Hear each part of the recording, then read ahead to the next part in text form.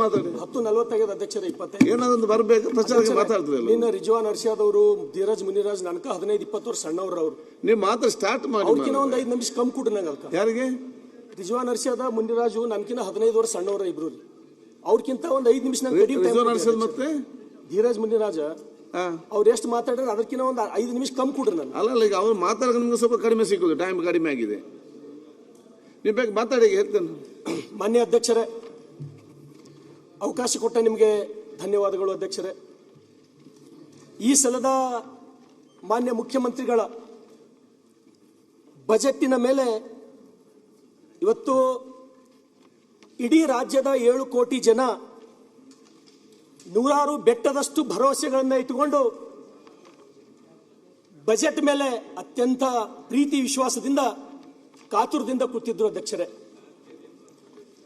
ಈ ಬಜೆಟ್ ಈ ರಾಜ್ಯದಲ್ಲಿ ಕಳೆದ ಮಳೆಗಾಲ ಅತಿಯಾದ ಅಪಾಯಕಾರಿ ಮಳೆಗಾಲ ಆಗಿ ಇಡೀ ರಾಜ್ಯದ 7 ಕೋಟಿ ಜನರ ಭವಿಷ್ಯ ಸಂಕಷ್ಟಕ್ಕೆ ಸಿಲುಕಿತ್ತು. ಇಡೀ ರಾಜ್ಯದ ರೈತ ಕುಲ ಕಷ್ಟದಲ್ಲಿತ್ತು. ಈ ರಾಜ್ಯದ ಕೋಟಿ ಕೋಟಿ ಯುವಕರು ಮಾನ್ಯ ಮುಖ್ಯಮಂತ್ರಿಗಳ ಬಜೆಟ್ನಿಂದ ನಮ್ಮ ಬದುಕು ಏನರೇ ಹಸನಾಗಬಹುದು, ಬೆಳಕಾಗಬಹುದು ಅಂತ ಹೇಳಿ ಆ ಬಜೆಟಿನ ಮೇಲೆ ನಿರೀಕ್ಷೆ ಇಟ್ಕೊಂಡು ಕೂತಿರ ಅಧ್ಯಕ್ಷರೇ.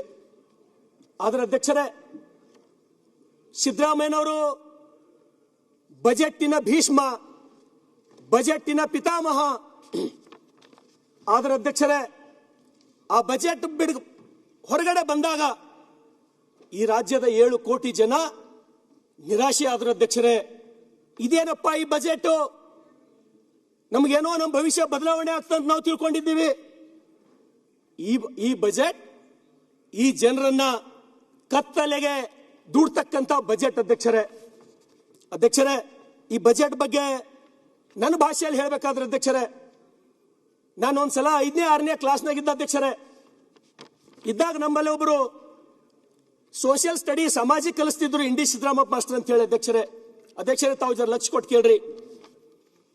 ಕಲಿಸ್ತಕ್ಕಂಥ ಸಮಯದಲ್ಲಿ ಅಧ್ಯಕ್ಷರೇ ಪರೀಕ್ಷೆ ಬಂದಾಗ ನಾವೆಲ್ಲರೂ 50-60 ಜನ ಪರೀಕ್ಷೆ ಬರಿತಿದ್ದೆವು. ಪರೀಕ್ಷೆ ಬರೆದು ರಿಸಲ್ಟ್ ಕೇಳಕ್ ಹೋಗ್ತಿದ್ದೆವು ನಾವು. ಅವ್ರು ಏನ್ ಮಾಡ್ತಿದ್ರು, ವ್ಯಾಲ್ಯೂಯೇಷನ್ ಮಾಡ್ತಾ ಇರ್ಲಿಲ್ಲ ನಮ್ಮ ಸರ್ ಅಧ್ಯಕ್ಷರೇ. ಅವರು ನೋಟ್ಬುಕ್ ಹಿಡ್ಕೊಂಡ್ಬಿಡವ್ರು ಹಿಂಗ, ಶರಣು ಸಲ್ಗಾರ್ ನಿಂಗೆ 60 ಮಾರ್ಕ್ಸ್ ಬಿದ್ದವ ನೀ ಪಾಸ್, ಮತ್ ಬಸವರಾಜ್ ನಿಂಗೆ 50 ಮಾರ್ಕ್ಸ್ ಬಿದ್ದವ ನೀ ಪಾಸ್. ಪ್ರಿಯಾಂಕ್ ಸಾಹೇಬ್ರೆ ತಾವ್ರೆ ಕೇಳ್ರಿ. ಅವ್ರು ವ್ಯಾಲ್ಯೂಯೇಷನ್ ಮಾಡ್ತಿದ್ದಿಲ್ಲ, ಸೀದಾ ರಿಸಲ್ಟ್ ಹೇಳಕ್ ಹಂಗೆ ಬಂದ್ಬಿಡೋರು. ಎಲ್ಲರಿಗೂ ಪಾಸ್ ಪಾಸ್ ಪಾಸ್ ಅಂದ್ರು. ಪರೀಕ್ಷೆ ವ್ಯಾಲ್ಯೂಯೇಷನ್ ಒಂದ್ ದಿವ್ಸ ಮಾಡಿಲ್ಲ ಅವರು. ನಮ್ಮಲ್ಲಿ ಒಬ್ಬವ ನನ್ನ ಕ್ಲಾಸ್ಮೇಟ್ ಒಬ್ಬ ದಡ್ಡಿದ್ದ ಜರ ಭೋಜಪ್ಪ ಅಂತ ಹೇಳಿ ಹುಡುಗ. ಅವನಿಗೆ ಸರ್ ಭೋಜ ಅಂತ ಹೇಳಿ ಕರಿತಿರು. ಸರ್ ನಂದು ರಿಸಲ್ಟ್ ರೀ ಅಂತ ಹೇಳಿದ್ರು ಪ್ರಿಯಾಂಕ್ ಸಾಹೇಬ್ರೆ. ಅವ ಕೇಳಿದ್ನವ. ಅವ್ರು ಏನಂದ್ರೆ ಅದಕ್ಕೆ ಉತ್ತರ ಏನು ಕೊಟ್ಟರು, ಏ ಭೋಜ ನಿಂಗೆ ಫೇಲಿಗೂ ಮಾರ್ಕ್ಸ್ ಕಂಬಿದ್ದಾವ ಅಂತ ಹೇಳಿದ್ರು. ನಿಂಗೆ ಫೇಲಿಗೂ ಮಾರ್ಕ್ಸ್ ಕಂಬಿದ್ದಾವ ಅಂತ ಹೇಳಿದ್ರು. ಆ ರೀತಿ ಇದು ಫೇಲ್ನು ಸರಿಯಾಗಿಲ್ಲ, ಇದು ಬಜೆಟ್ ಸೂಪರ್ ಪ್ಲಾಫ್ ಅಂತ ಹೇಳಿ ನನ್ನ ಅನುಭವ ಮತ್ತು ನಂದು ಮನೋಭಾವನೆ ಅಧ್ಯಕ್ಷರೇ. ಇವತ್ತು ತಾವು ನೋಡ್ರಿ, ಇಲ್ಲ ಈ ಬಜೆಟ್ ಶರಣು ಅವರೇ, ನೀವು ನಿಮ್ ಮಾಸ್ಟರ್ ತರಾನೇ ಮಾರ್ಕ್ಸ್ ಕೊಡ್ಲತ್ತೀರೇನ? ಇಲ್ಲ ರೀ, ನಾವು ಹೇಳ್ತೀವಲ್ಲ, ಮುಂದೆ ಹೇಳ್ತೀನಿ ಸಾಹೇಬ್ರೆ. ಯಾವುದೇ ರೀತಿಯಾಗಿ ನೀವು ಹೋಲಿಕೆ ಮಾಡಿಲ್ಲ, ಏನ್ ನೀವು ನಿಮ್ ಮಾಸ್ಟರ್ ತರಾನೇ ಮಾರ್ಕ್ಸ್ ಕೊಡ್ಲತ್ತೀರ. ನನಗೊಂದು ಅರ್ಧ ಗಂಟೆ ಟೈಮ್ ಕೊಡ್ಸಿರಿ ಅಧ್ಯಕ್ಷರಿಗೆ ಹೇಳಿ ಸಾಕಷ್ಟೇ ಅಧ್ಯಕ್ಷರೇ. ಈ ಬಜೆಟ್ ಯಾಕಂದ್ರ ನಾ ಏನು ಬಹಳ ಎಕನಾಮಿಕ್ಸ್ ಓದ್ದವಲ್ಲ ಅಧ್ಯಕ್ಷರೇ. ನಾನು ಹೈಸ್ಕೂಲ್ನಾಗ ಓದ ಮುಂದ ನಂಗೆ ಲಸ ಮತ್ತು ಮಸ ಬಿರಿ ಇತ್ತು. ಹೈಸ್ಕೂಲ್ಗೆ ಹೋದ ಮುಂದೆ PUC ಸೈನ್ಸಿಗೆ ಹೋದ, ಅಲ್ಲಿ ಟ್ರಿಗ್ನೋಮೆಟ್ರಿ ಕ್ಯಾಲ್ಕುಲಸ್ ನನ್ನ ತೆಲಿಗೆ ಹತ್ತಲ್ಲ ಇತ್ತು. ಈಗ ಮುಂದಿಲ್ಲಿ MLA ಆಗಿ ಬಂದ, ಇಲ್ಲಿ ನನಗ ರೆವಿನ್ಯೂ ಡಿಫಿಸಿಟ್ ಏನು, ಫಿಸಿಕಲ್ ಡಿಫಿಸಿಟ್ ಏನು, ಟ್ಯಾಕ್ಸ್ ದೊಳಗೆ ಸರ್ಚಾರ್ಜಸ್ ಏನು, ನಾವು ಬಹಳ ಓದ್ಕೊಳಕ್ ಹೋಗಿಲ್ಲ ಅಧ್ಯಕ್ಷರೇ. ಯಾಕಂದ್ರ ನಾವು ಬರೇ ಇದ್ರೊಳಗೆ ಕುಲಂಕುಷವಾಗಿ ಓದ್ಕೋತ ಹೋದಂದ್ರ ಮತ್ತೆ ಅರ್ಜೆಂಟ್ ನನಗೆ ಎಲೆಕ್ಷನ್ ಬರ್ತದ. ಅವಾಗ ಹೋಗಿ ನನ್ನ ಜನರಿಗೆ ನಾನು ಫಿಸಿಕಲ್ ಡಿಫಿಸಿಟ್, ರೆವಿನ್ಯೂ ಡಿಫಿಸಿಟ್ ಹೇಳಕ್ಕಾಗಲ್ಲ. ನನ್ನ ಜನರಿಗೆ ನಾ ಏನ್ ಹೇಳ್ಬೇಕು, ಅವ್ರು ಏನ್ ಹೇಳ್ತಾರ, ನಮ್ ಬದುಕು ಕತ್ತಲಾಗ್ಯದಪ್ಪ, ಹೊಲಗಳಿಗೆ ಹಾದಿ ಇಲ್ಲ, ನಿನಗೆ 2 ಸಲ ಶಾಸಕ ಮಾಡಿದೇವ್ ನಾವು, ನಿನ್ನ ಜನ್ಮಕ್ಕೆ ನಾಚಿಕೆ ಆಗ್ಬೇಕಂತ ಹೇಳಿ ಉಗುಳ್ತಾರ ಅಧ್ಯಕ್ಷರೇ. ಅದಕ್ಕೆ ಅವ್ರಿಗೆ ಏನ್ ಬೇಕು ಅದು ನಾನು ನಿಮ್ಮ ಎದುರು ಕೇಳಬೇಕು, ನಾನು ನಿಮ್ಮ ಎದುರು ಮಂಡನೆ ಮಾಡ್ಬೇಕು ಅಧ್ಯಕ್ಷರೇ. ಈ ಬಜೆಟ್ ಯಾವ ರೀತಿಯಪ್ಪ ಅಂದ್ರ, ಈ ರಾಜ್ಯದ ಖ್ಯಾತ ಪತ್ರಿಕೆ ವಿಜಯ ಕರ್ನಾಟಕದೊಳಗೆ ಅಧ್ಯಕ್ಷರೇ 7ನೇ ತಾರೀಕಿನ ವಿಜಯ ಕರ್ನಾಟಕದೊಳಗ ಆ ಬಜೆಟ್ ಸಿದ್ದರಾಮಯ್ಯನವ್ರ ಕೈದಾಗ ಏನ್ ಕೊಡ್ತಾರಪ್ಪ ಅಂದ್ರ ಅಲ್ಲಾವುದ್ದೀನನ ದೀಪದಂತೆ ಈ ಬಜೆಟ್ ಅಂತ ಹೇಳಿ. ತಮ್ಗೆ ಗೊತ್ತಾಯ್ತು ಅಂತ ತಿಳ್ಕೊತೀನಿ ನಾನು. ಅರೇಬಿಯನ್ ನೈಟ್ಸ್ ಕಥೆಗಳದೊಳಗ ಅಲ್ಲಾವುದ್ದೀನನ ದೀಪದಂತೆ ಇದು ಬಜೆಟ್. ಈ ಅಲ್ಲಾವುದ್ದೀನ ದೀಪ ಅಷ್ಟೇ ಇದು ಬಗೆಹರಿಸಬಹುದು, ಮನುಷ್ಯರಿಂದ ಸಾಧ್ಯ ಇಲ್ಲ ಅಂತಕ್ಕಂಥದ್ದು ಈ ಪತ್ರಿಕೆ ವರದಿ 7ನೇ ತಾರೀಕಿಂದು ಅಧ್ಯಕ್ಷರೇ. ಇದು ತಮ್ಮ ಕೊಡ್ತೀನಿ, ಬಹಳ ಇಂಪಾರ್ಟೆಂಟ್ ಅದ ಅಧ್ಯಕ್ಷರೇ.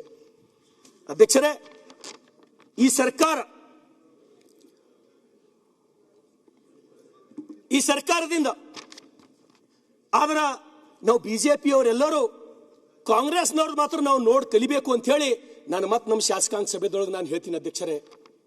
ಯಾವ ರೀತಿ ಜನರಿಗೆ ಗ್ಯಾರಂಟಿಗಳು ಭರವಸೆ ಕೊಟ್ಟು ಅಧಿಕಾರಕ್ಕೆ ಅವರು ಬಂದರು, ಯಾವ ರೀತಿ ಮಾತುಗಳು ಆಡಬೇಕು, ಯಾವ ರೀತಿ ಕೇಳಬೇಕಂತಕ್ಕಂಥದ್ದು ನಾವು ಕಾಂಗ್ರೆಸ್ಲಿಂದ ಕಲಿಬೇಕು ಅಧ್ಯಕ್ಷರೇ.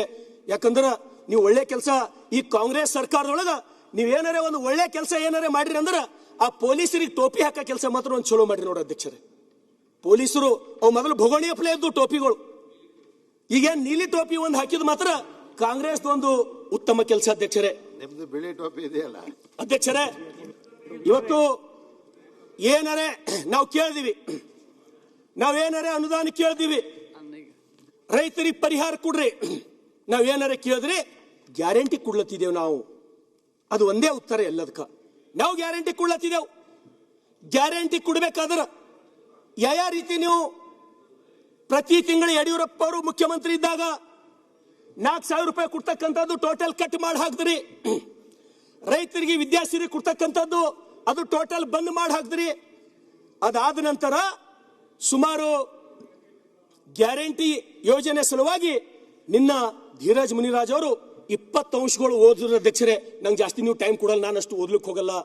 ಸುಮಾರು ಅಬಕಾರಿ ಇರಬಹುದು, ಸ್ಟ್ಯಾಂಪ್ ಡ್ಯೂಟಿ ಇರಬಹುದು, ಅನೇಕ ಇಲಾಖೆಗಳ ಮೇಲೆ ಇವತ್ತೇನರೇ 30,000ಕ್ಕಿಂತ ಮೇಲ್ಪಟ್ಟು ತಾವು ಟ್ಯಾಕ್ಸ್ ಹಾಕಿ ಹಣ ಕಲೆಕ್ಟ್ ಮಾಡ್ಲತ್ತೀರ ಅಧ್ಯಕ್ಷರೇ. ಅದ್ರ ಜೊತೆಗೆ SCP TSPದು 3 ವರ್ಷದ ಸುಮಾರು ಅದನ್ನು ಇಲ್ಲಾಂದ್ರೂ 13ರಿಂದ 15,000 ಕೋಟಿ ಅದು ಬಂದು ಜಮಾ ಆಯಿತು. ಇವತ್ತು ಸಾಲ ಎಷ್ಟು ಮಾಡಿರಿ ಅಧ್ಯಕ್ಷರೇ? 71,000 ಕೋಟಿ. ಈ ರಾಜ್ಯದ ಇತಿಹಾಸದೊಳಗೆ, ಇಡೀ ಕರ್ನಾಟಕ ರಾಜ್ಯದ ಇತಿಹಾಸದೊಳಗ ಹೈಯೆಸ್ಟ್ ಸಾಲ ಮಾಡಿದ್ದು ಅದು ಯಾವಾದರೆ ಅದು ಯಾರಿಗಾರ ಕೀರ್ತಿ ಸಲ್ತದಂದ್ರೆ ಸಿದ್ದರಾಮಯ್ಯನವರ ಈ ಕಾಂಗ್ರೆಸ್ ಸರ್ಕಾರಕ್ಕೆ ಸಲ್ತದ ಅಧ್ಯಕ್ಷರೇ. ಅದು ಒಂದು ಗ್ಯಾರಂಟಿ ಬೋರ್ಡ್ ಮುಂದೆ ಹಾಕೊಂಬದು ಎಲ್ಲ ಮಾಡೋದು ಅಧ್ಯಕ್ಷರೇ. ಇವತ್ತು ಜನ ರೈತರು ಒಂದೇ ಸೌನ ಬಡ್ದಾಡ್ಲತ್ತಾರ ಅಧ್ಯಕ್ಷರೇ. ಇವತ್ತು ನೋಡ್ರಿ, ಇವತ್ತು ಈ ಬಜೆಟ್ದೊಳಗ ಕೃಷಿ ಇಲಾಖೆಯಿಂದ ಪ್ರಾರಂಭ ಮಾಡಿರಿ. ನಾನು ಒಬ್ಬ ರೈತನ ಮಗ. ಏನ್ ಹೇಳಿದ್ರು ಅಧ್ಯಕ್ಷರೇ? ಧರೆಯ ಕೃಷಿ ಶುದ್ಧವಾಗಿ ಅಲ್ಲದೆ ಸಸಿ ಶುದ್ಧವಿಲ್ಲ, ವಚನಕಾರ ಶಿವಲಿಂಗ ಮಂಚಣ್ಣ ಅಂತ ಹೇಳಿ ಒಪ್ತೀನಿ ಅಧ್ಯಕ್ಷರೇ. ಒಳ್ಳೆ ವಚನದ. ಬಜೆಟ್ದೊಳಗೆ ಮೊದಲೇ ಲೈನ್ ಇದು. ಬಜೆಟ್ದೊಳಗೆ ಯಾವತ್ತರೇ ರೈತರ ಮಣ್ಣಿನ ಪರಿಸ್ಥಿತಿ ಏನದ ಅಂತ ಹೇಳಿ ಸರ್ಕಾರ ಒಂದು ಸಲರೇ ವಿಚಾರ ಮಾಡಿರಿ? ನೀವು ಪರಿಹಾರ ಕೊಡೋದು ಬೇಡ. ಮಣ್ಣಿನ ಪರಿಸ್ಥಿತಿ ಏನಾಗತ್ತದ, ನಮ್ಗೆ ಅನ್ನ ಕೊಡಂತ ಮಣ್ಣಿನ ಪರಿಸ್ಥಿತಿ, ಮಣ್ಣು ವಿಷ ಆಗತ್ತದ, ಮಣ್ಣಿನೊಳಗೆ ನಾವು ವಿಷ ಬೆರೆಸ್ಲತ್ತೀವಿ, ಅದಕ್ಕೆ ಏನು ಮಾಡ್ಬೇಕಂತ ಹೇಳಿ ಯಾವತ್ತು ಒಂದ್ಸಲರೇ ಅಧಿವೇಶನದೊಳಗೆ ಚರ್ಚೆ ಆಗ್ಯದ ಅಧ್ಯಕ್ಷರೇ? ಇಲ್ಲ, ಬರೀ ಗ್ಯಾರಂಟಿಗಳು ಚರ್ಚೆ. ಅಧ್ಯಕ್ಷರೇ, ಕೃಷಿ ಕೃತ್ಯ ಕಾಯಕ ಮಾಡುವ ಸದ್ಭಕ್ತನ ಪಾದವ ತೋರಿಸಿ ಬದುಕಿಸಯ್ಯ. ಆತನ ತನು ಶುದ್ಧ, ಆತನ ಮನ ಶುದ್ಧ, ಆತನ ಭಾವ ಶುದ್ಧ, ಆತನ ಮನೆ ಹೊಕ್ಕು ಲಿಂಗಾರ್ಚನೆ ಮಾಡಿದ ಗುರುಪಾವನೆ ಎಂದರು ಭಕ್ತಿ ಭಂಡಾರಿ ಬಸವಣ್ಣ ಅಧ್ಯಕ್ಷರೇ 12ನೇ ಶತಮಾನದೊಳಗ.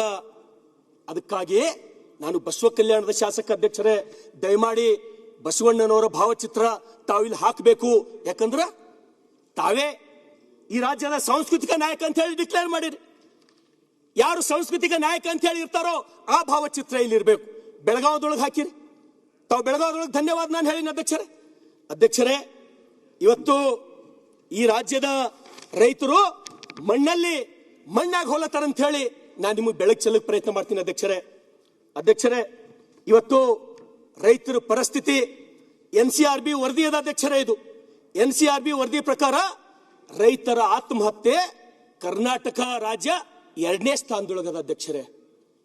ಒಂದು ವೇಳೆ ನೀವು ಕೊಡ್ತಕ್ಕಂಥ ಗ್ಯಾರಂಟಿಗಳು ಏನಾರೇ ಆಸರೆ ಆಗ್ತಿತ್ತಂದ್ರ, ನೀವು ಕೊಡ್ತಕ್ಕಂಥ ಗ್ಯಾರಂಟಿಗಳು ರೈತರ ಬದುಕಿಗೆ ಒಂದು ವೇಳೆ ಆಸರೆ ಆತಿತ್ತಂದ್ರ ರೈತರ ಆತ್ಮಹತ್ಯೆ ಪ್ರಕರಣಗಳು ಕಡಿಮೆ ಆಗ್ಬೇಕಾಗಿತ್ತು ಅಧ್ಯಕ್ಷರೇ, ಕಡಿಮೆ ಆಗ್ಲಿಲ್ಲ ಅಧ್ಯಕ್ಷರೇ.